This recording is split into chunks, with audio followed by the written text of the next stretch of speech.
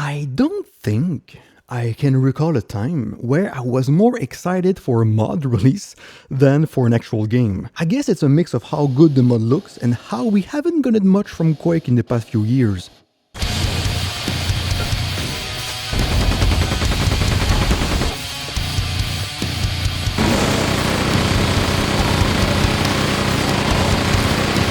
But before we start, I really want to thank Sprony from Map Center. This video wouldn't have happened without his help.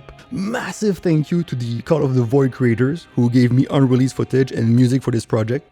Also, a out-of-this-world thank you to my channel members. I really appreciate the extra support, it really means a lot. I want to give a special shout out to 3 of them, Firewaterburn, Hekarik, and Love Slim the Weasel Myrtle. I hope I'm pronouncing that right. You've been with me for more than a year now, and I can't tell you how much that means to me. And, of course, thank you all for watching my video, it really means a lot. These take a ton of work and time, and knowing people are actually watching them is more than I could ask for. Alright, with my emotional ramblings done, let's dive into this eldritch Strogg madness. When the developers stop caring, you can always count on the community to keep a game alive. And yeah, this is huge.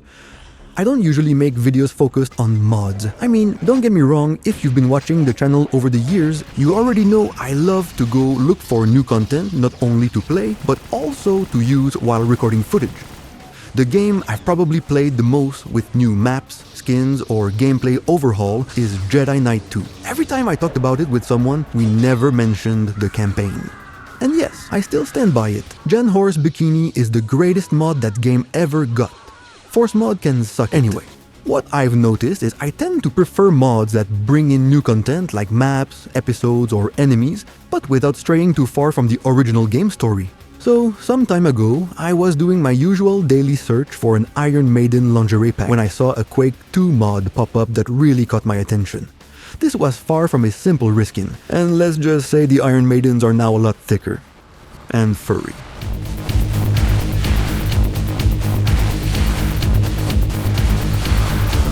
This is exactly what I think a lot of people have wanted the game to go into for years, a fusion between Quake 1 and Quake 2.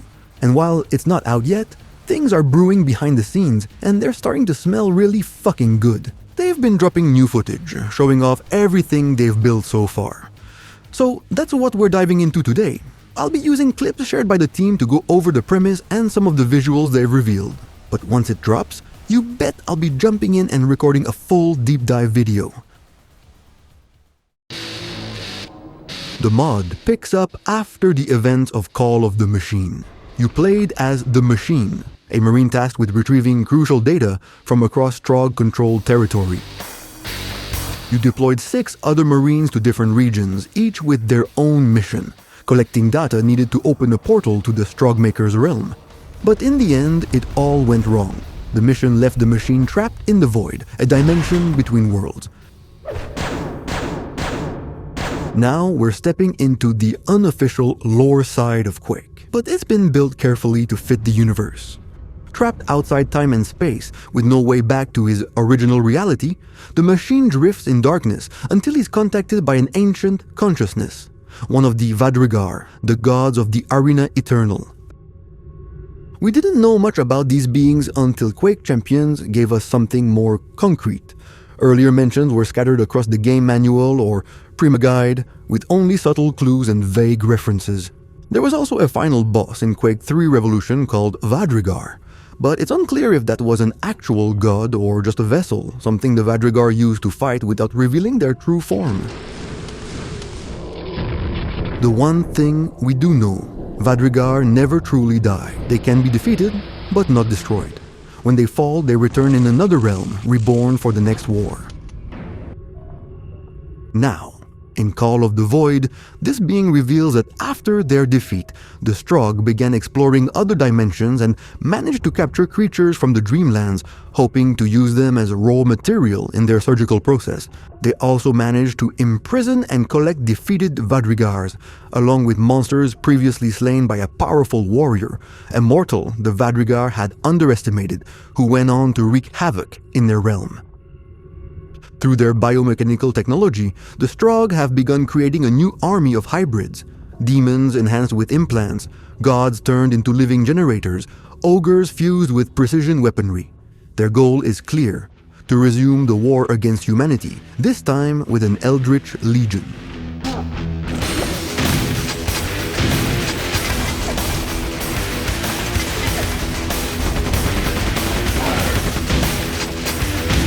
This profanation is not only a threat, but a direct offense to all of the opposing factions among the Vadrigar. They cannot intervene directly, but they can use the machine as their instrument of retribution. In exchange for being freed from the void and return to his own dimension, the machine accepts one final mission: travel to the convergent dimension forged by Strogg technology, where the times and realms of Quake 1 and Quake 2 are merging, and destroy the hybrid army before it can invade human reality.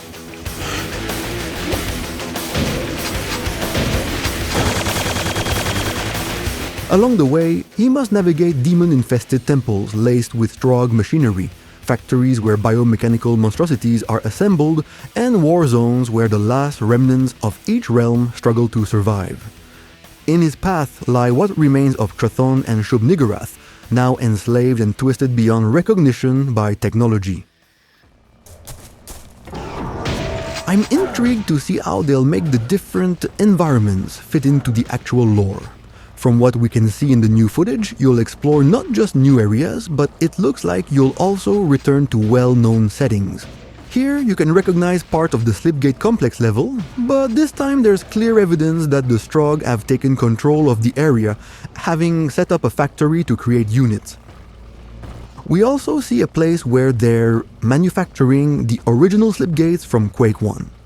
And I guess it's not a huge surprise to see them build Slipgate, since we already know the Strogg were using them and are even said to be the ones who enabled Dr. Gilman to create his own, which led to the events of Quake 1. Still, it's interesting to see that they're building these specific types of Slipgates, possibly because they don't have the resources or materials to produce the versions seen in Quake 2 or Quake 4. I mean, this is great. I know there are people who prefer games to stay in their own lane, but honestly, I think a lot more of us have always wanted to see something that fuses both Quake 1 and Quake 2. The idea has been floating around for decades. After Quake 2 came out, people started looking back at the previous game and its expansion, especially in Scourge of Armagon, where there was a ton of speculation that Armagon might be a Strogg. That theory stuck in people's minds for years. Some players started noticing that the Strogg icon appeared on certain crates and buildings across Quake 1 and its expansions. Then Call of the Machine pushed that idea even further. While we didn't get a true fusion, like a Strogg literally spliced with a beast from the Dreamlands, we did see the two worlds starting to overlap. There were big hints that the Strogg had somehow entered the Dreamlands and made contact with whatever lives inside. But this mod, it goes all in. A fully fused world. There are two types of enemies in the game. First, the hybrids. These are actual fusions between Quake 1 and Quake 2 monsters. Here, we have a Vor fused with the spider legs from the Black Widow's second form. The lore behind that one is pretty nice. Strogg analysts had determined during several battle trials that the Vor's weaknesses were their legs and their slowness.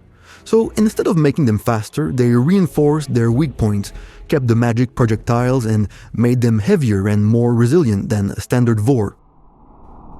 We have also a Fiend crossed with a medic.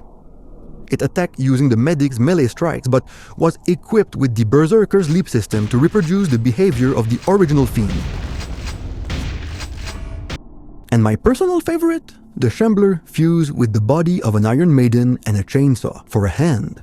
Lore says it was nearly impossible to find functional, or even partially functional, Shambler remains. They lost their ability to produce arcane magic due to the corpse's condition, but that didn't stop them from being reassembled into a new kind of Titan, fitted with portable missile launchers. And let's end with this Shambler Medic hybrid. Its attack pattern is new. First, it fires a short burst with one lightning gun, then follows up with a longer one using both arms. They didn't show it in action, but if it also has the Medic's Revive ability, Yeah, like the description says, whoever came up with this is seriously messed up. A crazy idea, but definitely messed up. We had already seen one Eldritch monster added to Quake 2, but now they've brought in all the original Quake 1 enemies. Their visuals haven't changed much, but they've been adapted to fit the Quake 2 remastered engine and gameplay. Honestly, the enemies are what sold me on this mod. They look incredible. It's refreshing to see this kind of design, especially how well it fits with the lore of Quake 1 and 2. And okay, I still don't understand why id Software never explored this side of Quake. On one side, you have a powerful alien race that not only eats humans but uses them to expand its ranks. On the other, you have an endless dimension of gods and horrors, encountered not just by humans and Strogg, but by multiple alien species, some of which even worship these eldritch entities. They have everything they need to create an interesting and disturbing universe from all these elements. Like, why not tell a story where we play as an alien native during the Strogg invasion of their homeworld? Or show how the Strogg first discovered the Dreamlands, with us experiencing it from their perspective. Imagine the Dreamlands and Struggles caught in a brutal conflict, with humanity stuck in between, just struggling to survive. Picture a rogue Strogg faction turning against its own kind to help the humans, fighting against another group that's fallen under the control of the Elder Gods. I don't know. There's just so much they could have explored. And yet, they chose to shift one of Quake's most intriguing worlds into another franchise because, well, money. Anyway, that's not where I want to take this video, so I'll end it here by saying this mod looks insane and I can't wait to see what challenges and surprises they have in store for us.